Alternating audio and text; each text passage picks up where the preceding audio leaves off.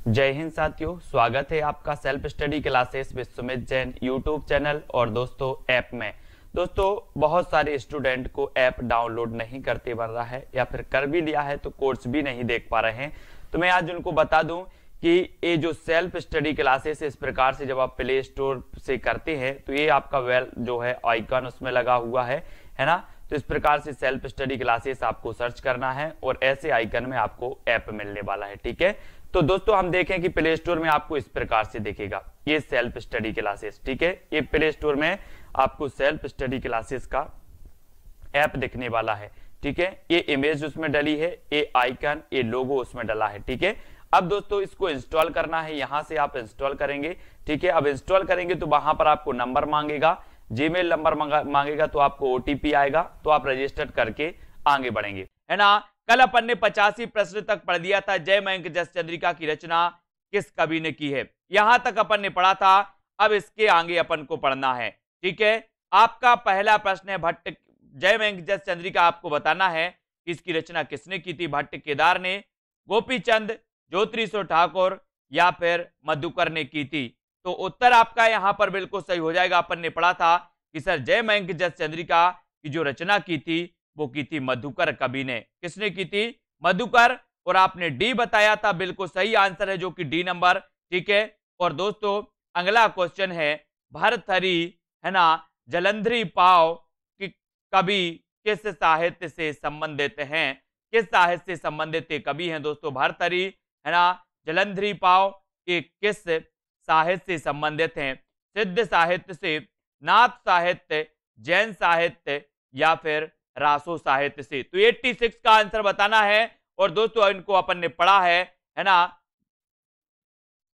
ठीक है, कई बार अपन ने पढ़ा है दोस्तों 86 में, और 86 में आपका बिल्कुल सही आंसर हो जाएगा भर्तृहरि और जलंधरी पाव। ये जो थे दोस्तों ये थे नाथ साहित्य। ये जलंधरी पाव और भर्तृहरि ये नाथ साहित्य से संबंधित थे। नाथ साहित्य यानी कि आपका उत्तर बिल्कुल बी नंबर बिल्कुल सही है, जो सभी लोगों ने, बिल्कुल अधिकांश लोगों ने सही बताया है।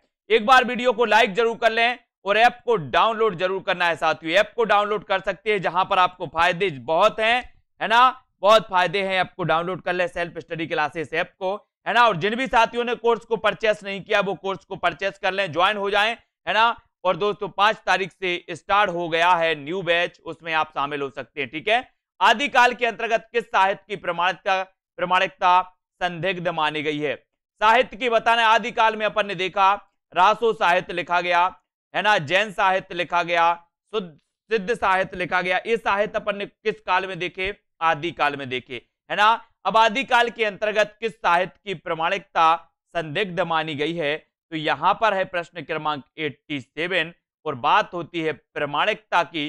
तो आपका उत्तर क्या हो जाएगा सुषमा जी, है ना, उस उत्तर हो जाएगा आपका रासो साहित्य की। वेरी गुड, रासो साहित्य यानी कि आपका जो ए नंबर है रासो साहित्य वो बिल्कुल सही हो जाएगा। इसकी प्रमाणिकता संदिग्ध मानी गई है। ठीक है, रासो साहित्य की प्रमाणिकता संदिग्ध मानी गई है ना। तो ये नंबर आपका बिल्कुल सही हो जाएगा। आचार्य हजारी प्रसाद द्विवेदी ने गाथा को किस भाषा का मुख्य छंद माना है? गाथा को किस भाषा का मुख्य छंद माना है? आचार्य हजारी प्रसाद द्विवेदी। चयन करना है पाली को, प्राकृत को, अपभ्रंश या फिर हिंदी को। आचार्य हजारी प्रसाद द्विवेदी दोस्तों ये श्रेष्ठ आलोचनाकार माने जाते हैं, है ना। इनका एक ग्रंथ कबीर नामक एक रचना पूछी जाती है कि कबीर नामक रचना किसकी है? तो कबीर नामक एक रचना की थी हजारी प्रसाद द्विवेदी ने। हिंदी साहित्य का आदिकाल भी इन्होंने लिखा, हिंदी साहित्य का उद्भव और विकास भी इन्होंने लिखा, है ना। और हिंदी साहित्य की भूमिका भी लिखी किसने? आचार्य हजारी प्रसाद द्विवेदी ने 1940 में, है ना। और कबीर नामक एक रचना की है हजारी प्रसाद द्विवेदी ने। और हजारी प्रसाद द्विवेदी ने गाथा को किस छंद का माना दोस्तों? तो यहां पर आपका बिल्कुल सही हो जाएगा प्राकृत का माना है। R Tiwari ji very good answer. Sanjay Kumar ji Dubey B number बिल्कुल सही हो जाएगा। वर्ण रत्नाकर किस प्रकार की कृति है? वर्ण रत्नाकर ये सबसे पहले तो आपको याद होना चाहिए, ये पूछा जाता है क्योंकि ये ज्योतिरीश्वर ठाकुर क्योंकि हमें वर्ण को पढ़ना है काय में, ज्योति में पढ़ना है, ज्योति में, अंधेरे में नहीं पढ़ना, ज्योति में पढ़ना है वर्ण को। तो वर्ण रत्नाकर की रचनाकार ज्योतिरीश्वर ठाकुर, और एक किस प्रकार की कृति है वो तो आपको ही चयन करना है। और 89 का आंसर बताना है, और 89 में आपने बिल्कुल सही चयन किया है उत्तर कि सर ये जो वर्ण रत्नाकर है, ये बताओ उत्तर क्या हो जाएगा। ये वर्ण रत्नाकर, ये वर्ण रत्नाकर है दोस्तों, क्या है? सभी लोग बताएंगे वर्ण रत्नाकर। वेरी गुड आंसर, यानी कि आपका 89 का आंसर हो जाएगा दोस्तों। ये जो वर्ण रत्नाकर है ना, ये क्या माना जाता है? ये माना जाता है दोस्तों गद्य कृति मानी जाती है, वर्ण रत्नाकर गद्य कृति मानी जाती है, और उत्तर हो जाएगा आपका बी नंबर, है ना। आपने देखा होगा दोस्तों उक्ति व्यक्ति प्रकरण, उक्ति व्यक्ति प्रकरण ये है व्याकरण ग्रंथ, उक्ति व्यक्ति प्रकरण ये व्याकरण ग्रंथ माना जाता है, उक्ति व्यक्ति प्रकरण, है ना। और दोस्तों ये वर्ण रत्नाकर क्या है? ये गद्य कृति मानी जाती है वर्ण रत्नाकर, और बी नंबर आपका यहां पर बिल्कुल सही हो जाएगा, है ना। बी नंबर दामोदर पंडित की एक उक्ति व्यक्ति प्रकरण पढ़ी थी अपन ने, जो व्याकरण ग्रंथ मानी जाती है दामोदर पंडित की उक्ति व्यक्ति प्रकरण, कंफ्यूज नहीं होना। यहां पर आ गया भक्ति काल, भक्ति काल आपको बताना है। भक्ति काल का आंसर, पहला आंसर है दोस्तों 16वीं शताब्दी, 16वीं शताब्दी के युग को हिंदी काव्य का स्वर्ण युग मानने वाले इतिहासकार कौन है, ये आपको बताना है। प्रश्न क्रमांक आपका 90, 16वीं शताब्दी के युग को हिंदी काव्य का स्वर्ण युग मानना किस इतिहास लेखक की महत्वपूर्ण उपलब्धि है, ये आपको 90 का आंसर बताना है। 90 का उत्तर आपका क्या हो जाएगा? 16वीं 17वीं शताब्दी के युग को, 16वीं 17वीं शताब्दी के युग को हिंदी काव्य का स्वर्ण युग मानना किस इतिहास लेखक की महत्वपूर्ण उपलब्धि है। अपन पढ़ते हैं कि हिंदी साहित्य के भक्ति काल को स्वर्ण युग कहा जाता है, लेकिन दोस्तों आपने पढ़ा होगा कि हिंदी साहित्य के भक्ति काल को स्वर्ण युग कहा किसने है। तो आपके सामने दो विकल्प आते हैं, एक तो आता है ग्रियर्सन, तो आप ग्रियर्सन सही लगा देते हो, और दूसरा आता है श्याम सुंदर दास, तो श्याम सुंदर दास भी आपको लगाना है ना। तो यहां पर उत्तर हो जाएगा दोस्तों, यहां पर उत्तर होगा आपका जॉर्ज ग्रियर्सन, जॉर्ज ग्रियर्सन, यानी कि आपका डी नंबर बिल्कुल सही हो जाएगा। और यहां पर अगर श्याम सुंदर दास होगा तो आप श्याम सुंदर दास, यानी कि दो विद्वानों ने दोस्तों इसको स्वर्ण काल कहा है ना, इसको याद रख लेना, जॉर्ज ग्रियर्सन और श्याम सुंदर दास ने। तो यहां पर डी नंबर बिल्कुल सही है। आचार्य रामचंद्र शुक्ल के अनुसार भक्ति काल का सीमांकन कहां तक माना जाता है? रामचंद्र शुक्ल के अनुसार बताना है, रामचंद्र शुक्ल के अनुसार भक्ति काल का सीमांकन कहां से कहां तक है। प्रश्न क्रमांक 91 का उत्तर आपको चयन करना है, और 91 का आपका बिल्कुल सही आंसर क्या हो जाएगा? क्या हो जाएगा दोस्तों? क्या हो जाएगा? अपन ने संबद्ध पढ़े हैं अभी तक, सन भी आपको कभी कभी पढ़ लेना है, जल्दी से बताओ, हो गई ना कंफ्यूजन वाली बात। प्रश्न क्रमांक 91 उत्तर क्या होगा? उत्तर बताना राजेश मौर्य जी, शिल्पा सिंह जी, 91 का आंसर चयन करना है। कौन सही बताता है देख लेते हैं जरा हम भी, है ना। ये सीता देवी जी, अनूप रावत जी, बहुत बढ़िया, बहुत बढ़िया आंसर। आंसर है 1318 से लेकर के 1643 ईस्वी, 1318 से लेकर के 1643 ईस्वी का जो काल था वो आचार्य रामचंद्र शुक्ल ने भक्ति काल का काल माना, भक्ति काल की सीमा माना। और यहां पर संवत अगर दिया होता तो 1375 से लेकर के 1700, यानी कि संवत 1375 से लेकर के 1700 का काल वैसे माना। और ईस्वी की बात करें यानी कि 57 वर्ष आप पीछे चले जाओगे, है ना। तो 1375 और 75 में से 57 घटा दो तो आप 1318 पे पहुंच जाओगे। तो 1318 से 1643 आपका बिल्कुल सही हो जाएगा। ठीक है, आपको पता है दोस्तों संवत से 57 वर्ष पीछे चलती है क्या? ईस्वी सन, है ना, ईस्वी सन, इसको याद करो, है ना। ये ईस्वी पूछा गया और ये संवत है, यहां कंफ्यूज नहीं होना है, बहुत सारे लोग कंफ्यूज हो जाते हैं। संवत से -57 कर दो, ईस्वी पहुंच जाओगे, है ना। यहां आ जाते। शंकराचार्य ने सामाजिक एकीकरण के लिए किस दार्शनिक आध्यात्मिक एक का निरूपण किया? यानी कि 92 का आंसर आपको चयन करना है। शंकराचार्य ने सामाजिक एकीकरण के लिए किस दार्शनिक आध्यात्मिक एक का निरूपण किया? प्रश्न क्रमांक 92 92 का बताना है कल्पना जी। हाँ, क्या उत्तर हो जाएगा? शंकराचार्य ने सामाजिक एकीकरण के लिए किस दार्शनिक अध्यात्मिक एक का निरूपण किया? और उत्तर क्या हो जाएगा? प्रश्न क्रमांक 92 बताना है गुंजा जी। शंकराचार्य ने सामाजिक एकीकरण के किस दार्शनिक के दर्शन मैंने याद करवाए आपको ट्रिक से, है ना? बोले सर शंकर अद्वितीय हैं, शंकर अद्वितीय हैं, तो शंकर से बनेगा शंकराचार्य, और शंकराचार्य किस दार्शनिक मत का परिवर्तन करेंगे? बोले अद्वितीय है तो अद्वैतवाद, अद्वितीय है तो अद्वैतवाद, इसको याद रख लेना। विशिष्ट अद्वैतवाद, बोले राम क्या है? बोले सर विशिष्ट हैं, तो रामानुजाचार्य विशिष्ट अद्वैत, है ना? तो यहां पर आपका बी नंबर द्वैताद्वैतवाद, बी नंबर आपका बिल्कुल सही हो जाएगा। सॉरी अद्वैत वेदांत, सॉरी अद्वैत वेदांत सही होगा, है ना? सी नंबर सही होगा, अद्वैत वेदांत, अद्वैत वेदांत सही होगा, है ना? द्वैताद्वैत नहीं, सॉरी अद्वैत वेदांत, अद्वैतवाद सही होगा, है ना? सी नंबर आपका सही होगा, बिल्कुल सही है। अगला क्वेश्चन है, रामानंद किस भक्ति धारा के प्रमुख कवि हैं? किस भक्ति धारा के प्रमुख कवि हैं? सगुण भक्ति धारा, निर्गुण भक्ति धारा, कृष्ण भक्ति धारा, या फिर राम काव्य धारा?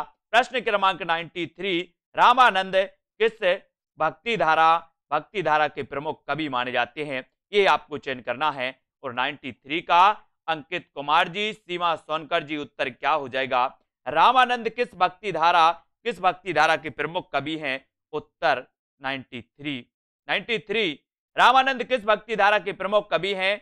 सगुण भक्ति धारा, निर्गुण, या फिर दोस्तों कृष्ण, या फिर राम काव्य धारा? कौन माने जाते हैं? और रामानंद की अगर बात करते हैं तो बोले सर रामानंद की बात की है आपने, तो ये माने जाते हैं सगुण भक्ति धारा के। रामानंद माने जाते हैं दोस्तों सगुण भक्ति धारा के। याद रख लेना, रामानंद के 12 शिष्य थे, 12 शिष्य थे, है ना? और 12 शिष्यों में एक आते थे कबीर। रामानंद माने जाते हैं सगुण भक्ति धारा के, और कबीर इनके शिष्य जो थे वो निर्गुण भक्ति धारा के थे, है ना? इनको याद रख लेना है। और इनके शिष्यों में एक आते हैं नरहरिदास, या नरहरिदास आते हैं, जिनके शिष्य हुए हैं कौन? तुलसीदास हुए हैं, ये भी आपको याद रख लेना है। ठीक है, यहां पर देखते हैं दोस्तों, तो आपका सगुण भक्ति धारा बिल्कुल सही आंसर हो जाता है ना? अगला क्वेश्चन यहां पर पढ़ना है कि नाभादास रचित किस ग्रंथ में कबीर के संबंध में उल्लेख मिलता है? तो किसके संबंध में उल्लेख मिलता है? प्रश्न क्रमांक 94 का आंसर आपको चयन करना है। नाभादास रचित किस ग्रंथ में कबीर के संबंध में उल्लेख मिलता है? प्रश्न क्रमांक आपको बताना है 94।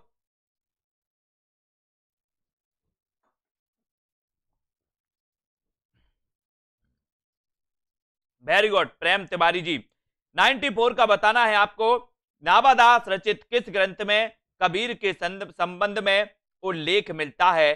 तो नाभादास तो अपन ने कई बार पढ़ा है। बोले सर भक्त जो है, भक्त, बोले नभ में बैठे भक्त कहां बैठे हैं? नभ में बैठे, नभ में, तो भक्त से बनेगा भक्तमाल, और भक्तमाल यानी कि नाभादास। और नाभादास के गुरु का नाम क्या था? अग्रदास था नाभादास के गुरु का नाम। और अग्रदास की एक रचना पूछी जाती है, कौन सी? ध्यान मंजरी याद रख लेना, ये रचना पूछी जाती है अग्रदास की, है ना? याद रखो, ये अग्रदास गुरु थे, कौन? भक्त नाभादास के गुरु का नाम था अग्रदास की एक रचना ध्यान मंजरी पूछी जाती है। अब कैसे छूटे राम नाम रट लागी, प्रभु जी तुम चंदन हम पानी, जाकी अंग अंग बास समानी। ये पंक्तियां किस संत कवि की हैं? प्रश्न क्रमांक 95 का बताना है। उत्तर क्या हो जाएगा? उत्तर बताना है सभी लोगों को, है ना? अब कैसे छूटे राम नाम रट लागी। और दोस्तों उत्तर क्या हो जाएगा?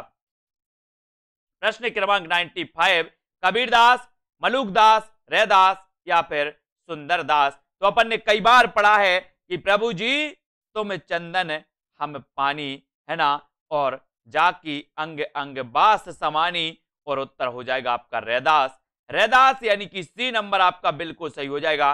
रैदास की बानी आपने पढ़ी होगी, तो आपका सी नंबर बिल्कुल सही है।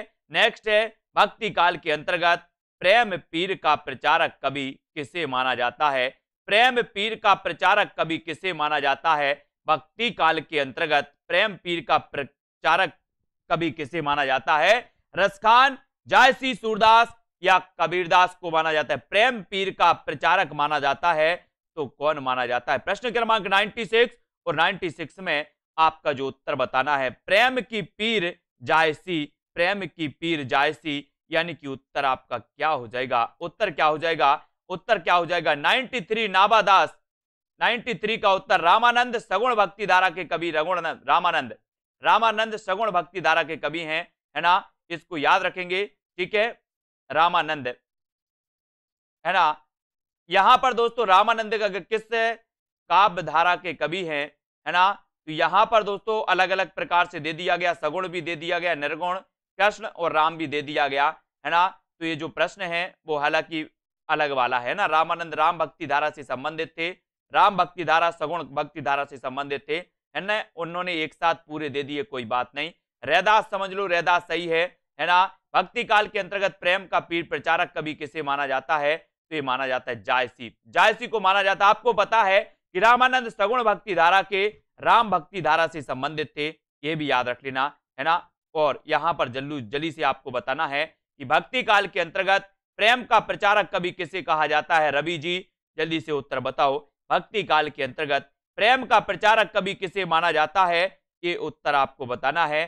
दोस्तों टेलीग्राम ग्रुप से सभी लोग जुड़ेंगे, टेलीग्राम ग्रुप में रवि सर व्याकरण का भी टेस्ट करवाते हैं, हिंदी साहित्य का भी टेस्ट करवाते हैं, वहां पर सभी लोग जुड़ सकते हैं, है ना। और भक्ति काल के अंतर्गत प्रेम का पीर, प्रेम पीर का प्रचारक कवि किससे कहा जाता है? और 96 का उत्तर हो जाएगा आपका बी नंबर, है ना, बी यानी कि जायसी आपका बिल्कुल सही होगा।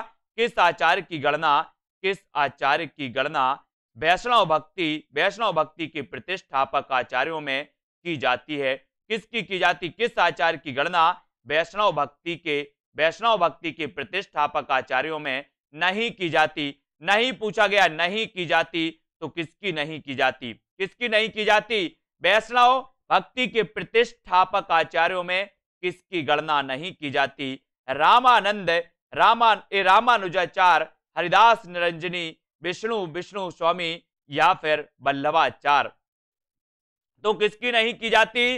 नर्मदा जी किसकी नहीं की जाती? विजय जी मातृभाषा हिंदी, है ना। उत्तर क्या हो जाएगा? किस आचार्य की गणना वैष्णव भक्ति के प्रतिष्ठापक आचार्यों में नहीं की जाती? तो किसकी नहीं की जाती? बोले सर वैष्णव भक्ति के प्रतिष्ठापक आचार्यों में नाम लिया जाता है रामानुजाचार्य का, नाम लिया जाता है विष्णु स्वामी का, नाम लिया जाता है वल्लभाचार्य का, नहीं लिया जाता तो किसका नहीं लिया जाता? हरिदास निरंजनी ने हरिदासी संप्रदाय चलाया था इन्होंने, है ना, इनका नहीं लिया जाता। उत्तर आपका जो हो जाएगा विकल्प नंबर बी सही हो जाएगा, हरिदास निरंजनी, है ना। वैष्णव भक्ति के प्रतिष्ठापक आचार्यों में जो नाम नहीं लिया जाता वो नहीं लिया जाता हरिदास निरंजनी। प्रतिष्ठापक की बात हो रही, प्रतिष्ठापक की, है ना, तो बी आपका बिल्कुल सही हो जाएगा। भक्ति का कौन सा रूप पहले दक्षिण के आलवार संतों की वाणी के माध्यम से प्रस्फुटित हुआ? यानी कि दोस्तों आपको बताना है 98 का उत्तर। भक्ति का कौन सा रूप दक्षिण के आलवार संतों की वाणी से के माध्यम से प्रस्फुटित हुआ था? 98 का प्रश्न बड़ा ही सरल प्रश्न है और बढ़िया प्रश्न है दोस्तों। भक्ति का कौन सा रूप? हमने देखा कि दक्षिण में रामानुजाचार्य हुए हैं और दक्षिण से भक्ति लेकर के आए थे रामानंद, और रामानंद को आपने देखा कि रामानंद राम भक्ति धारा से संबंधित थे, सगुण भक्ति धारा से संबंधित थे। तो आपको पता है कि जब रामानंद उत्तर भारत में भक्ति लेकर के आए हैं तो दक्षिण में जो आपको पता है, तो दक्षिण में कौन सी भक्ति धारा प्रवाहित हुई होगी? बोले सर बात करते हो तो वो हुई होगी राम भक्ति, क्योंकि रामानंद उत्तर भारत में भक्ति को लेकर के आए थे, है ना। तो रामानंद आए थे तो रामानंद राम भक्ति धारा से संबंधित, तो राम भक्ति धारा ही दक्षिण में प्रवाहित हुई होगी, यानी कि यह नंबर आपका कॉमन सेंस बिल्कुल सही हो जाएगा। ठीक है, अगला क्वेश्चन है किस संस्कृत काव्य में पहले कृष्ण लीलाओं का उल्लेख मिलता है? कृष्ण लीलाओं का उल्लेख किसमें मिलता है? दारसू शर्मा जी, सुबी गुप्ता, संदीप प्रजापति जी। प्रश्न क्रमांक है 99 और 99 का फेर है गलत गलत नहीं करना, है ना। आपको बताना है हिंदी किस संस्कृत काव्य में पहले कृष्ण लीलाओं का उल्लेख मिलता है, और 99 का उत्तर हमें बताना है। 99 में आपको चयन करना है। और आपको पता है दोस्तों किस संस्कृत काव्य में, तो वो काव्य है ब्रह्मचरित। ब्रह्मचरित संस्कृत काव्य में कृष्ण लीलाओं का उल्लेख मिलता है, यानी कि आपका उत्तर हो जाता है विकल्प नंबर 1। आ नंबर आपने टिक किया है तो बिल्कुल सही है, ए नंबर टिक किया है तो बिल्कुल सही है ना। ए नंबर। अगला क्वेश्चन, मसी कागज छुओ नहीं, कलम गहो नहीं हाथ, यह पंक्ति किस भक्त कवि को लक्ष्य करके कही गई थी? किस भक्त कवि को लक्ष्य करके कही गई थी, ये आपको बताना है। उत्तर है मसी कागज छुओ नहीं, कलम गहो नहीं हाथ, ये आपको चयन करना है। सभी लोग वीडियो को एक बार लाइक कर देना। रोज रात्रि 9 बजे अपन ये पढ़ते हैं दोस्तों, है ना। इस पर चयन करते हैं, इस पर बहुत ही महत्वपूर्ण प्रश्नों को पढ़ते हैं, टेस्ट करते हैं। जिन भी साथियों ने अभी तक self study classes app download नहीं किया है, वो एक बार प्ले स्टोर में जाएं और सर्च करें सेल्फ स्टडी क्लासेस। आपको दोस्तों यहां पर मटेरियल मिलेगा, यहां पर आप कोर्स परचेस करेंगे, है ना। और यहां पर दोस्तों आपको मात्र 1200 रुपए में 50% ऑफ में हिंदी साहित्य का संपूर्ण कोर्स, विस्तृत व्याकरण plus tricky video, topic wise test, सब कुछ मिल रहा है ना।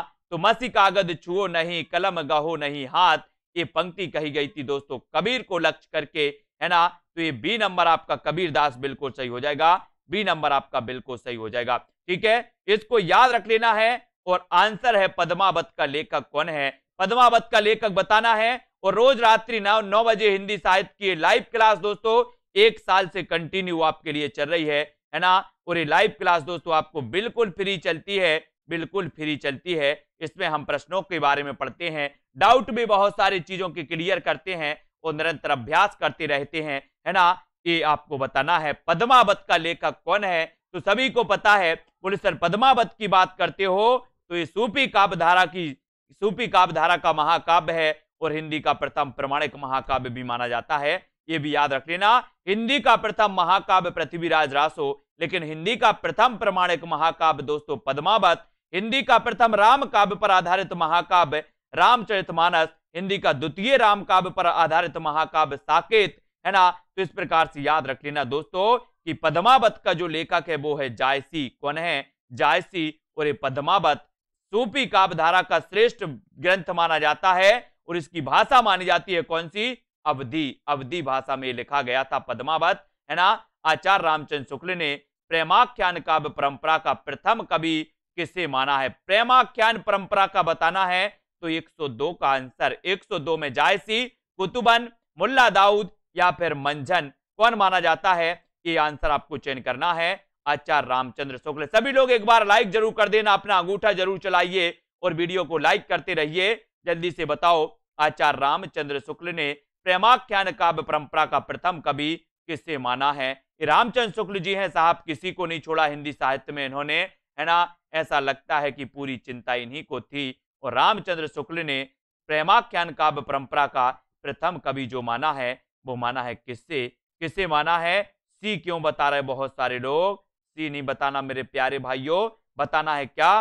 कुतुबन की एक रचना है कौन सी? मृगावती एक रचना है दोस्तों कुतुबन की। और इस मृगावती को सूफी काव्य की प्रथम रचना माना शुक्ल ने और कुतुबन को प्रथम कवि माना शुक्ल ने।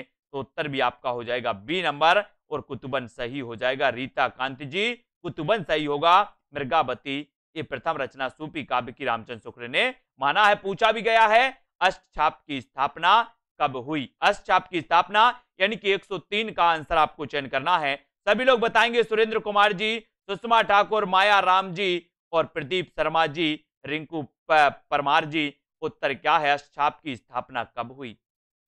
अष्टछाप पूछा गया है, अष्टछाप की स्थापना की थी दोस्तों। बहुत सारे लोग अष्टछाप में भी कंफ्यूज होते हैं कि वल्लभाचार्य ने की थी कि विट्ठलनाथ ने की थी। याद रख लेना, बोले अष्टछाप के कवि बैठे हैं, अष्टछाप के कवि बैठे हैं तो बैठे से बनेगा विट्ठलनाथ, है ना। अष्टछाप के कवि क्या है? बोले सर बैठे हैं, अष्टछाप के कवि बैठे हैं तो अष्टछाप के प्रवर्तक कौन माने जाएंगे? बैठे से विट्ठलनाथ। बैठे से विट्ठलनाथ हो गई 1965 में अष्टछाप की स्थापना? विट्ठलनाथ, है ना। विट्ठलनाथ दोस्तों वल्लभाचार्य के पुत्र का नाम था, है ना, और अष्टछाप की स्थापना इन्होंने की थी 1565 में। यहां पर कंफ्यूज नहीं होना, ये 1565 आपका सही होगा, 1565। ठीक है, अगला क्वेश्चन बताना रमेश पांडे जी, सूरदास की भक्ति पद्धति का मेरुदंड कौन सी भक्ति है ना। सूरदास की भक्ति पद्धति का मेरुदंड कौन सी भक्ति मानी जाती है? प्रश्न क्रमांक 104 और 104 में आपका जो आंसर हो जाएगा वो क्या हो जाएगा? 104 में चयन करना है, 104 और 4 का उत्तर होगा सूरदास की भक्ति पद्धति का मेरुदंड कौन सी भक्ति मानी जाती है?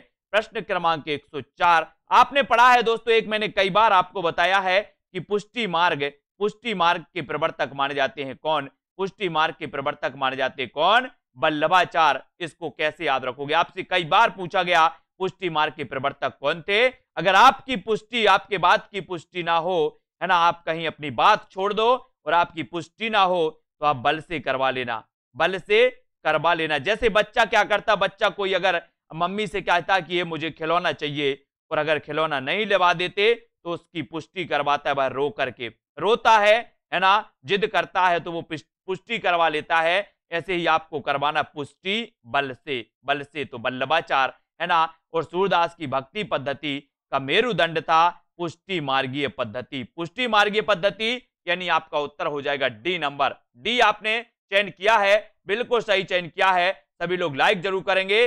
अजगर करे ना चाकरी, पंछी करे ना काम, दास मलूका कहे गए सबके दाता राम। पंक्तियां किसकी हैं? अजगर करे ना चाकरी, है ना। तो यहां पर तो आपका सीधा सीधा पूछा गया, ये कई बार पूछा भी गया है ना। 105 का आंसर आपको चयन करना है, हिंदी कविता जी, है ना। उत्तर हो जाएगा अजगर करे ना चाकरी, पंछी करे ना काम। उत्तर आपका सही होगा।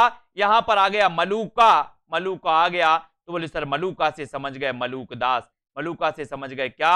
मलूक दास। यानी कि उत्तर आपका सी नंबर बिल्कुल सही हो जाएगा। सी नंबर जिन्होंने चयन किया है प्रमोद जी, है ना, राजेश जी, बिल्कुल सही है। आरती सक्सेना। अगला क्वेश्चन, कबीर किसके शिष्य थे? यानी कि कबीर के गुरु का नाम क्या था? ये आपको चयन करना है। सभी लोग चयन करेंगे। डॉक्टर संजय जी, तमू जी, है ना। उत्तर बिल्कुल सही बताना है। कबीर किसके शिष्य थे? रामानुज के, रामानंद के, शंकराचार्य के, नानक देव के। सभी लोगों को टेलीग्राम ग्रुप में जरूर जुड़ना है। सभी लोग टेलीग्राम ग्रुप में जुड़े, व्हाट्सएप ग्रुप में जुड़े, है ना दोस्तों। यहां पर ऐप भी आपको डाउनलोड करना है। बहुत सारी चीजें टेलीग्राम में आपको टेस्ट सीरीज भी करवाई जाती है ना। और दोस्तों सभी लोग जुड़ेंगे और जिसको भी टेस्ट ज्वाइन, कोर्स ज्वाइन करना है वो कोर्स भी ज्वाइन कर सकते हैं। विस्तृत अध्ययन की वीडियो टॉपिक वाइज टेस्ट के लिए, है ना। टीजीटी, पीजीटी, यूके, एलटी, है ना। और दोस्तों आरपीएस आदि विभिन्न एग्जामों के लिए हिंदी साहित्य, जिनमें भी हिंदी साहित्य पूछा जाता है, ये हिंदी साहित्य उन सभी के लिए उपयोगी है। और कबीर के गुरु का नाम था क्या? रामानंद। रामानंद यानी बी नंबर आपका बिल्कुल सही हो जाएगा। और चंदायन किस लेखक की रचना है? यानी कि 107। फिर आपके सामने 107वां उत्तर है और 107 में आपको चयन करना चंदायन। चंदायन ये किसकी रचना है? प्रश्न क्रमांक 107। 107 में क्या हो जाएगा आपका सही? सुरेंद्र जी, गिरी, अंकित जी, है ना, अनीता, ममता जी, पंकज जी। उत्तर आपने बताया आदेश दीवी जी। बोले सर चंदायन की बात करोगे तो हम भी शांत नहीं रहेंगे, उत्तर बता के ही रहेंगे। तो उत्तर आपका क्या हो जाएगा? 107 का देखते हैं कौन सही बता रहा है। और बहुत सारे लोगों ने बिल्कुल सही बताया है कि सर चंदायन की जो रचनाकार हैं वो है कौन? मुल्ला दाऊद। कौन है? मुल्ला दाऊद हैं। इस क्लास को निरंतर अटेंड करना है, एक भी क्लास मिस नहीं करना है। आपका हिंदी साहित्य भी बहुत अच्छा हो जाएगा, है ना। और जिन साथियों को कोर्स ज्वाइन करना है उनका तो हो ही जाएगा, है ना। तो यहां पर मुल्ला दाऊद, ये याद रख लेना दोस्तों, इनकी रचना है चंदायन। चंदायन, मुल्ला दाऊद, है ना। अगला क्वेश्चन, ढोला मारूरा दूहा। ये ढोला मारूरा दूहा आ गया, कल अपन ने पढ़ा था। ढोला मारूरा दूहा के दो कवि हैं बोले सर, एक तो कौशल्लाभ और दूसरे कल्लोल कवि। यहां अब आपसे पूछा गया है कि ढोला मारूरा के दोहा रचनाकार कौन है? तो आपको कौशल्लाभ कहीं ऑप्शन में नहीं दिखेगा, है ना। आपको एक ही ऑप्शन दिख रहा है और वो ऑप्शन कौन सा है? कौन सा है? कमेंट में आपको ही बताना है। ढोला मारूला दूहा के रचयिता कौन माने जाते हैं? जल्दी से लिखो कमेंट में, ढोला मारूला दूहा के रचयिता कौन है? और आपने चयन किया, बोले सर यहां पर कल्लोल कभी आया तो कल्लोल लगा देना, और यहां पर कल्लोल की जगह कुशल लाभ आता तो कुशल लाभ लगा देते। ठीक है, तो इसको नहीं भूलना कभी। किस रामायण को आदिकाल मानकर राम कथा के मूल स्रोत के रूप में स्वीकार किया गया? किस रामायण को आदि काव्य मानकर राम कथा के मूल स्रोत के रूप में स्वीकार किया गया? वो रामायण कौन सी है दोस्तों? वो रामायण कौन सी है? प्रश्न क्रमांक 109 और 109 का आपका उत्तर क्या हो जाएगा? उत्तर क्या होगा? किस रामायण को आदिकाल मानकर रामकथा के मूल स्रोत के रूप में स्वीकार किया गया?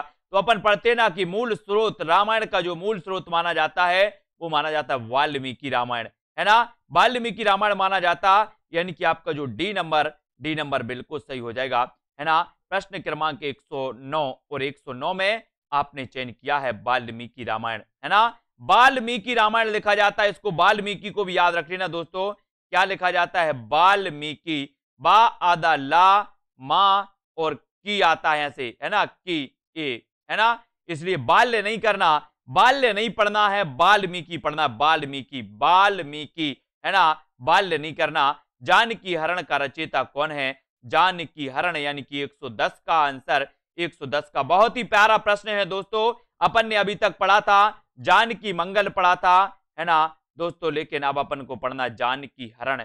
जानकी हरण बोले सर, जानकी हरण की बात करते हो तो याद रख लेना, है ना? है ना? राक्षस क्या बोलते थे? दो कुमार हैं उनके साथ एक और, है ना, लेडीज है, ऐसे करके कुछ बोलते थे।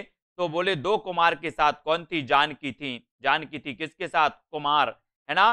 बोले दो कुमार जंगल में आए हैं। इस प्रकार से जब राक्षस देखते थे ना श्री राम और लक्ष्मण को, दो कुमार जंगल में आए हैं और उनके साथ एक महिला भी है ना, ऐसे करते थे। तो कुमार से क्या बनेगा? कुमार से बनेगा जानकी हरण कुमारदास। जानकी हरण कुमारदास की रचना है, जानकी हरण कुमारदास, यानी कि 110 का आंसर, 110 का आंसर हो जाएगा दोस्तों क्या? आ नंबर। आ नंबर आपका बिल्कुल सही है, कुमारदास। और अगला क्वेश्चन आपकी स्क्रीन पर है, रज्जब, सुंदरदास, प्रागदास आदि संत कवि किस पंथ के अनुयायी थे? है ना? रज्जब, सुंदरदास, प्रागदास आदि संत कवि किस पंथ के अनुयायी कवि थे? और दोस्तों आपने देखा होगा कि संत काव्यधारा निर्गुण शाखा से उत्पन्न होती है। संत काव्यधारा और सूफी काव्यधारा, संत काव्यधारा को ज्ञानश्रयी काव्यधारा भी कहा जाता है ना? और रज्जब, सुंदरदास, प्रागदास ये आदि जो संत हैं ये किस काव्यधारा से संबंधित माने जाते हैं? तो प्रश्न 11 में 111 में आपने चयन किया है कि ये माने जाते हैं दोस्तों दादू पंथ के अनुयायी माने जाते हैं। कौन? रज्जब, सुंदरदास और प्रागदास ये माने जाते हैं दादू पंथ के, ये दादू पंथ के माने जाते हैं। इनको याद रख लेना, भूलना नहीं है दोस्तों। रज्जब, सुंदरदास और प्रागदास माने जाते हैं दादू पंथ के, और उत्तर हो जाएगा विकल्प नंबर बी, दादू पंथ, यानी कि दादू दयाल ने एक पंथ चलाया था, दादू पंथ, है ना? वो ही दादू पंथ है। और अगला क्वेश्चन है, रामलला नहचू किसकी रचना? रामलला नहचू यानी कि 112, और 112 का उत्तर क्या हो जाएगा? ये तो सभी लोगों को पता है लगभग। वीडियो को सभी लोग एक बार लाइक कर देना। जिन भी साथियों ने कोर्स परचेस नहीं किया है, ऐप डाउनलोड नहीं किया है, सेल्फ स्टडी क्लासेस, वो ऐप डाउनलोड करने, है ना दोस्तों? आज से ही आपका दोस्तों बैच स्टार्ट हुआ है, आप जुड़ सकते हैं, न्यू बैच में जुड़ सकते हैं और स्टार्टिंग से अपना अध्ययन कर सकते हैं। तो जिन भी साथियों को हिंदी साहित्य पढ़ना है, विस्तृत पढ़ना है, ट्रिक से पढ़ना है, टेस्ट भी देना है, वो जुड़ जाए सेल्फ स्टडी क्लासेस के दोस्तों पेड कोर्स से, और उत्तर हो जाएगा यहां पर रामलला नहचू तुलसीदास, रामलला नहचू तुलसीदास। और आ नंबर आपका बिल्कुल सही हो जाएगा, ए नंबर आपका बिल्कुल सही हो जाएगा। अगला है विद्यापति का जन्म कहां हुआ था? विद्यापति की जब भी बात होती है तो हमें दो चीजें याद आती हैं कि एक तो इनको मैथिल कोकिल कहा जाता है विद्यापति को, एक इनकी पंक्ति है ना? कौन कौन सी पंक्ति है? देसिल बैना सबजन मिठा, ये विद्यापति की पंक्ति मानी जाती है। और तीसरी चीज याद आती है कि इनकी जो पदावली है वो मैथिली भाषा में इसकी रचना की गई। और चौथी चीज हमें याद आती है कि कीर्ति लता और कीर्ति पता का इनकी दो रचनाएं अब हट्ट में इन्होंने रचना की थी, है ना? तो इस प्रकार से 3-4 चीजें हमें विद्यापति का नाम लेते ही याद आ जानी चाहिए, और उत्तर हो जाएगा विद्यापति का जन्म कहाँ हुआ था, तो आपको बताना है। 113 का आंसर आपको चयन करना है और उत्तर हो जाएगा दोस्तों बिहार। बोले सर विद्या बिहार नहीं करती, विद्या बिहार नहीं करती, विद्या तो बढ़ती रहती है, विद्या बिहार नहीं करती, है ना। या याद करो कि बिहार के विद्यापति, बिहार के विद्यापति, बिहार में जन्म हुआ था विद्यापति साहब का। इनको 1 नंबर, 13 का 1 नंबर आपका बिल्कुल सही हो जाएगा। कैसे संप्रदाय में कृष्ण के वामांग में राधा के साथ कृष्ण की उपासना करने का विधान है, तो किसमें है दोस्तों। प्रश्न क्रमांक 114 में आपको चयन करना है, उत्तर भी आपको बताना है कि किस संप्रदाय में कृष्ण के वामांग में राधा के साथ कृष्ण की उपासना का विधान है। सभी लोग एक बार लाइक जरूर कर देना दोस्तों वीडियो को, और जिन भी साथियों ने self study classes app download नहीं किया है वो आज ही ऐप डाउनलोड करें। आप टीजीटी, पीजीटी, नेट किसी भी एग्जाम की तैयारी हिंदी साहित्य से कर रहे हैं, एक बार जुड़ जाइए सेल्फ स्टडी क्लासेस से, है ना। किस संप्रदाय में कृष्ण के वामांग में राधा के साथ कृष्ण की उपासना आपको बताना है, तो वो संप्रदाय है दोस्तों कौन सा, निम्बार्क संप्रदाय। कौन सा संप्रदाय है, निम्बार्क संप्रदाय। वामांग में राधा के साथ कृष्ण की उपासना करने का विधान है, तो वो है निम्बार्क संप्रदाय, जिसके प्रवर्तक थे निम्बार्काचार्य, आपको पढ़ा है ना। द्वैतवाद के प्रवर्तक भी निम्बार्काचार्य, है ना। और दोस्तों ये आपका सी नंबर 114 का बिल्कुल सही आंसर हो जाएगा। सा नंबर निम्बार्क संप्रदाय, निम्बार्क लगाना है इसमें, सी नंबर लगाना है। निम्बार्क में बहुत सारे लोग इसमें कंफ्यूज होंगे, निम्बार्क संप्रदाय आपको टिक करना है ना। तुलसीदास की भक्ति किस प्रकार की मानी जाती है, तुलसीदास की भक्ति, है ना। यहां पर वामांग में राधा कृष्ण की उपासना का विधान है, तो वो निम्बार्क संप्रदाय में है। और अगला क्वेश्चन आपकी स्क्रीन पर है, उत्तर क्या हो जाएगा सतीश जी, बिल्कुल सही है। तुलसीदास की भक्ति किस प्रकार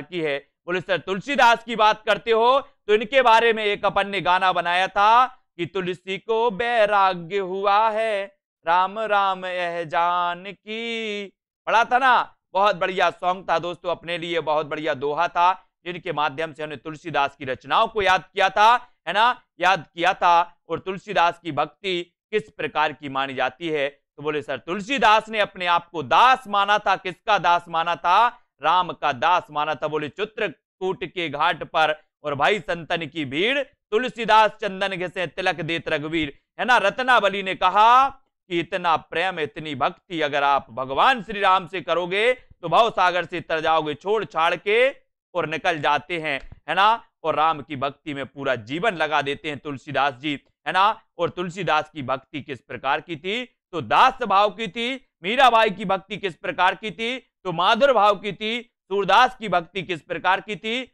तो आपकी थी किसकी, सखा भाव की। ये 3 प्रश्नों में से एक क्वेश्चन पूछ लिया जाता है, इसलिए याद रख लेना। अष्टछाप के दार्शनिक गुरु कौन है, 116 का आंसर आपको चयन करना है। अलग प्रश्न है थोड़ा सा, लेकिन बढ़िया प्रश्न है। अष्टछाप के दार्शनिक गुरु कौन है, रामानंद, निम्बार्क, वल्लभाचार्य या फिर शंकराचार्य। प्रश्न क्रमांक 116 में आपको चयन करना है। और हिंदी साहित्य के लिए दोस्तों निरंतर ये रोज 9 बजे क्लास होती है, इस सीरीज को आपको रोज अटेंड करना है, रोज पढ़ना है ना। हिंदी आपकी स्ट्रांग हो जाएगी। और दोस्तों विस्तृत अध्ययन करना है, ट्रिकी पढ़ना है, टेस्ट भी देना है, तो सेल्फ स्टडी क्लासेस में ऐप डाउनलोड कर लें। ऐप में आप कोर्स में ज्वाइन हो जाएं, है ना। कोर्स आपका 1200 रुपए में मात्र रखा है, ये 50% ऑफ में पूरा हिंदी साहित्य आपके लिए करवाया जाएगा। इसमें अष्टछाप के दार्शनिक गुरु कौन है, तो आपको बताना है, वो है वल्लभाचार्य। कौन है, अष्टछाप के दार्शनिक गुरु माने जाते वल्लभाचार्य। वल्लभाचार्य ने दोस्तों शुद्धाद्वैत का प्रवर्तन किया था। कौन सा, शुद्धाद्वैत का प्रवर्तन किसने किया था, तो आप बताओगे वल्लभाचार्य। पुष्टि मार्ग का प्रवर्तन किसने किया था, आप बताओगे वल्लभाचार्य। सूरदास के गुरु का नाम क्या था, तो आप बताओगे वल्लभाचार्य। याद रख लेना, वल्लभाचार्य जी को हमें पढ़ना है निरंतर और पढ़ते जाना है। अष्टछाप के दार्शनिक गुरु थे। अष्टछाप की स्थापना की थी विट्ठलनाथ ने 1565 में, लेकिन दार्शनिक जो गुरु थे वो वल्लभाचार्य थे, ये भी याद रख लेना। चार शिष्य थे वल्लभाचार्य के और 4 शिष्य थे दोस्तों विट्ठलनाथ के। इन 4 को मिलाकर के एक बन जाता अष्टछाप 1565 में। विट्ठल नाथ के द्वारा इसकी स्थापना की गई, है ना। और भक्ति का प्रस्थान ग्रंथ कौन सा है, यानी कि 117 का आंसर आपको चयन करना है। और सभी लोग वीडियो को लाइक जरूर कर देना। भक्ति का प्रस्थान ग्रंथ कौन सा, 117 का आंसर। और 117 में प्रस्थान, भक्ति का प्रस्थान ग्रंथ कौन सा माना जाता है, ये आपको चयन करना। और 117 का आंसर 117 में आपने चयन किया। बोले सर भक्ति के प्रस्थान की अगर बात करोगे तो गीता से नहीं, भागवत महाभारत से नहीं, रामायण से नहीं। उत्तर बिल्कुल सही बताया संतराम समीर जी, बहुत बढ़िया आंसर, भागवत से माना जाता, भागवत, है ना। और अपन ने पढ़ा था दोस्तों भगवत शरण उपाध्याय के बारे में, आज अपन निबंध पढ़ रहे थे, है ना। इसको याद रख लेना। और डी नंबर आपका बिल्कुल सही हो जाता। मैं कहता हूं आंख ने देखी और तू कहता है कागज लेखी। कहने वाले भक्त कवि कौन से हैं, है ना। मैं कहता हूं आंखन देखी और तू कहता है कागज लेखी, है ना। ये आपको बताना है। ये दोस्तों रहस्यवाद के प्रथम कवि माने जाते हैं तो कौन। अगर आपसे कभी क्वेश्चन आए कि रहस्यवाद के प्रथम कवि कौन माने जाते हैं तो क्या टिक करोगे, टिक कर लेना है कबीरदास को, टिक कर लेना कबीरदास को। भक्ति काल के दो कवि जायसी और कबीरदास, दो कवि दोस्तों रहस्यवाद से प्रभावित माने जाते हैं, है ना। और रहस्यवाद के प्रथम कवि माने जाते हैं कबीरदास। सबसे ज्यादा रहस्यवाद पाया जाता है तो छायावाद में पाया जाता है, और छायावाद में भी सबसे ज्यादा पाया जाता है तो महादेवी वर्मा में पाया जाता है, ये भी याद रख लेना। और महादेवी वर्मा दोस्तों बौद्ध धर्म से प्रभावित थी, बौद्ध धर्म से प्रभावित थी, अरविंद दर्शन से प्रभावित थे पंत जी, है ना, ये भी याद रख लेना। और मैं कहता हूं आंखें देखी, तू कहता है कागज लेखी। उत्तर आपका हो जाएगा क्या, उत्तर हो जाएगा कबीरदास, कबीरदास, यानी कि डी नंबर आपका बिल्कुल सही हो जाएगा। भक्तन को कहा सीकरी सो काम, किस कवि की पंक्ति है। अकबर के बुलावे पर कहा था दोस्तों, किसने कहा था ये, भक्तन को कहा सीकरी सो काम, टूटत जात पनैया, है ना। ये कही थी, किसने कही थी, ये बताना है पंक्ति। और दोस्तों आपसे कभी अगर पूछा जाए कि अष्टछाप के सबसे वरिष्ठ कवि कौन थे, अष्टछाप के सबसे वरिष्ठ कवि थे कुंभन दास, कुंभन दास थे, ये भी आपको याद रख लेना। कुंभन दास के गुरु का नाम था वल्लभाचार्य, ये भी याद रख लेना। और भक्तन को कहा सीकरी सो काम, किस कवि की पंक्ति मानी जाती है, तो आपको भी याद रख लेना कि सर कुंभन दास की मानी जाती, किसकी, कुंभन दास, यानी कि उत्तर हो जाएगा आपका सी नंबर, कुंभन दास, सी नंबर बिल्कुल सही है। ठीक है, सभी लोग वीडियो को लाइक करना दोस्तों, और ऐप को डाउनलोड जरूर कर लेना। ऐप पर डाउनलोड आप करते हो तो ऐप पर आपको संपूर्ण कोर्स, हिंदी साहित्य संपूर्ण कोर्स दोस्तों, इससे एक बार जुड़ जाओ, है ना। हिंदी साहित्य आपको मजा आने लगेगा, अच्छा लगने लगेगा, पढ़ने को मन करेगा। सूरदास का लीला वर्णन किससे प्रभावित है, महाभारत से, विद्यापति की पदावली, गीत गोविंद या फिर भागवत पुराण से। सूरदास का लीला वर्णन किससे प्रभावित माना जाता है। प्रश्न क्रमांक 120 और 120 का आंसर आपका क्या हो जाएगा।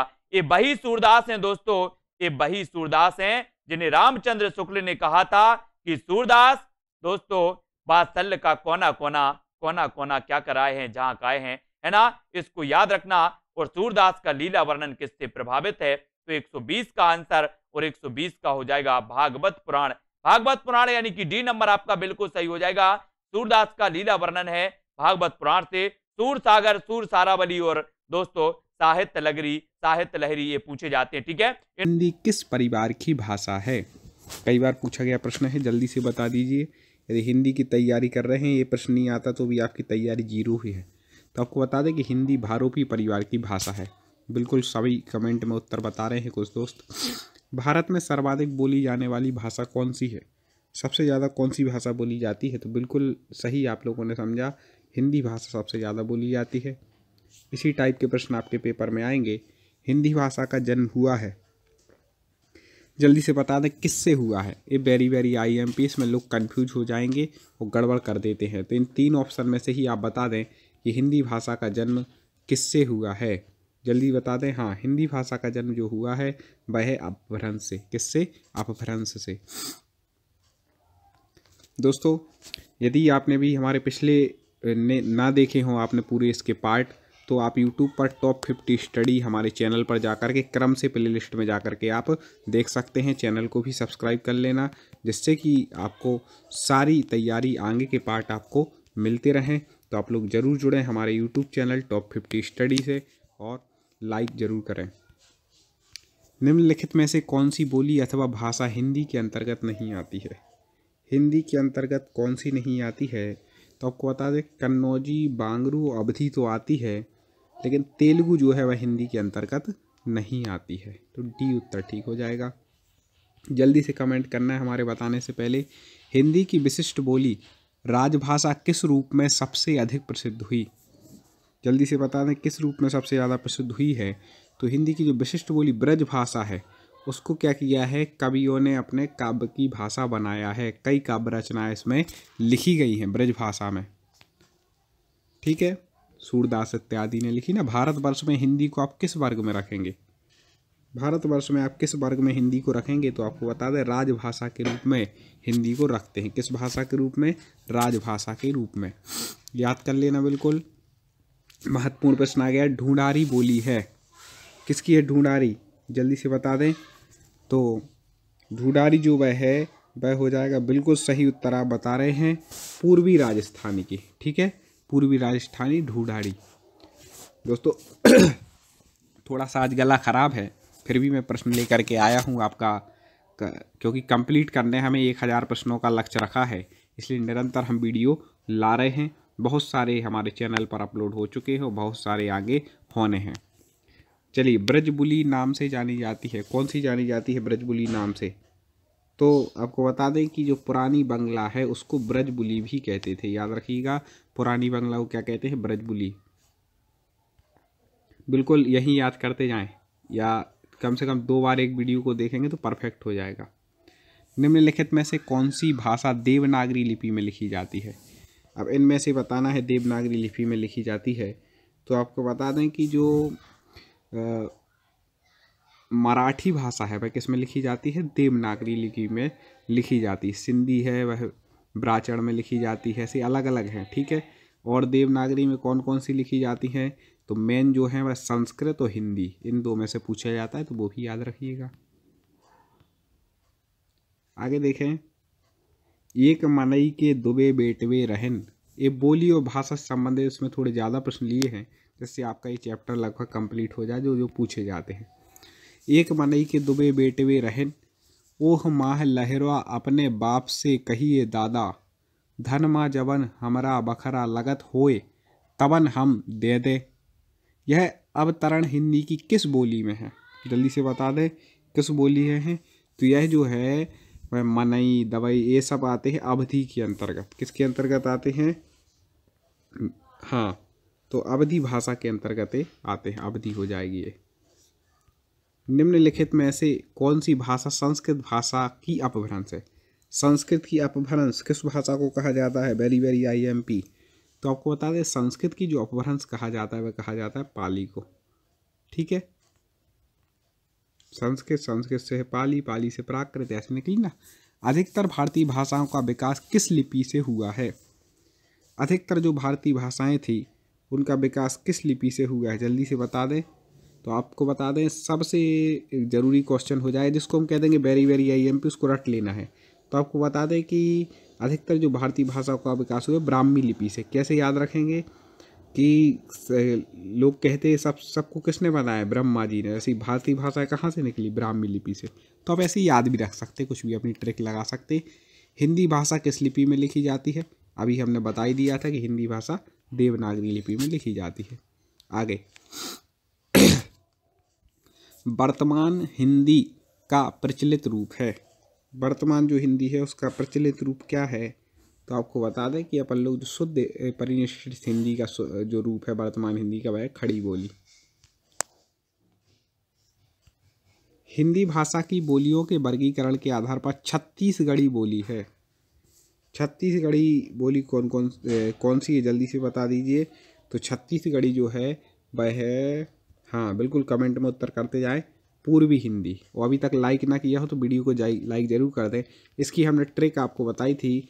अब छत्तीसगढ़ी मतलब अवधी, बघेली और छत्तीसगढ़ी, ये पूर्वी हिंदी की भाषा है। पूर्वी हिंदी मतलब अब छत्तीसगढ़ी।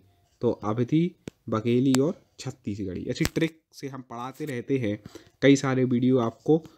तो आप पूरी तैयारी सिलेबस के अनुसार करना चाहते हैं तो भी चैनल से जुड़ करके कर सकते हैं। निम्नलिखित में से कौन सी पश्चिमी हिंदी की बोली नहीं है? पश्चिमी हिंदी की बोली कौन सी नहीं है, जल्दी से बता दें। तो आपको बता दें कि पश्चिमी हिंदी की जो बोली है वह बुंदेली तो है, ब्रज भी है, कन्नौजी भी है, बघेली नहीं है। ठीक है, तो इसका उत्तर हो जाएगा बघेली। आगे महत्वपूर्ण प्रश्न आ गया, भारतीय संविधान में किन अनुच्छेदों में राजभाषा संबंधी प्रावधानों का उल्लेख है? अनुच्छेद बताना है सबको, बिल्कुल ये तो रटा ही हुआ है यदि हिंदी पढ़ रहे हैं कॉम्पिटिटिव एग्जाम। 343 से 351 तक।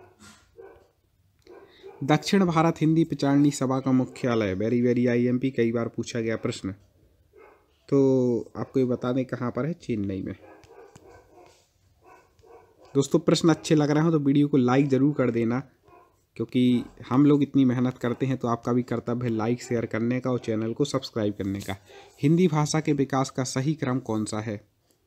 अभी हमने क्लियर भी कर दिया था, हिंदी भाषा के विकास का सही क्रम। कई लोग जल्दबाजी गड़बड़ कराते हैं, तो देखना याद रखना, पाली, प्राकृत, अपभ्रंश और फिर हिंदी। ठीक है, ऐसा एक आध दिन में गला ठीक हो जाएगा, फटाफट और प्रश्न भी आगे पढ़ेंगे।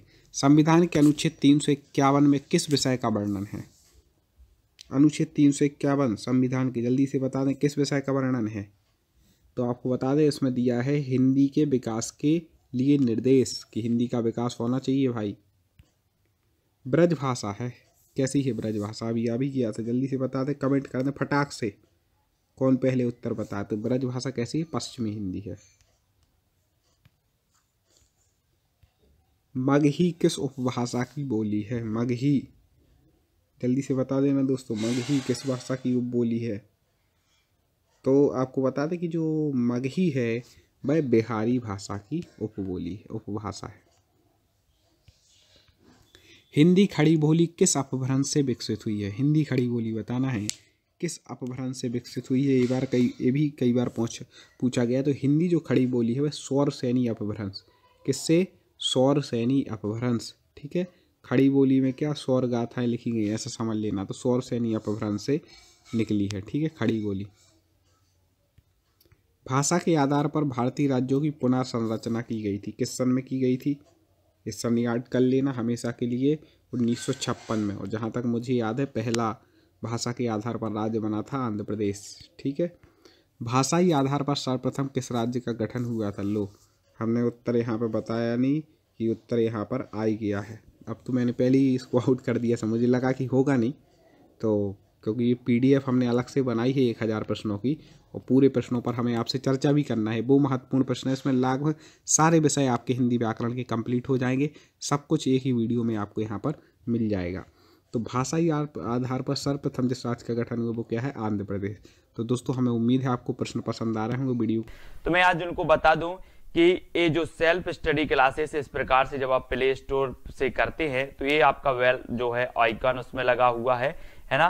तो इस प्रकार से सेल्फ स्टडी क्लासेस आपको सर्च करना है और ऐसे आइकन में आपको ऐप मिलने वाला है। ठीक है, तो दोस्तों हम देखें कि प्ले स्टोर में आपको इस प्रकार से दिखेगा ये सेल्फ स्टडी क्लासेस। ठीक है, ये प्ले स्टोर में आपको सेल्फ स्टडी क्लासेस का ऐप दिखने वाला है। ठीक है, ये इमेज उसमें डली है, ये आइकन, ये लोगो उसमें डला है। ठीक है, अब दोस्तों इसको इंस्टॉल करना है, यहां से आप इंस्टॉल करेंगे। ठीक है, अब इंस्टॉल करेंगे तो वहां पर आपको नंबर मांगेगा, जीमेल नंबर मांगेगा, तो आपको OTP आएगा, तो आप रजिस्टर करके आगे बढ़ेंगे।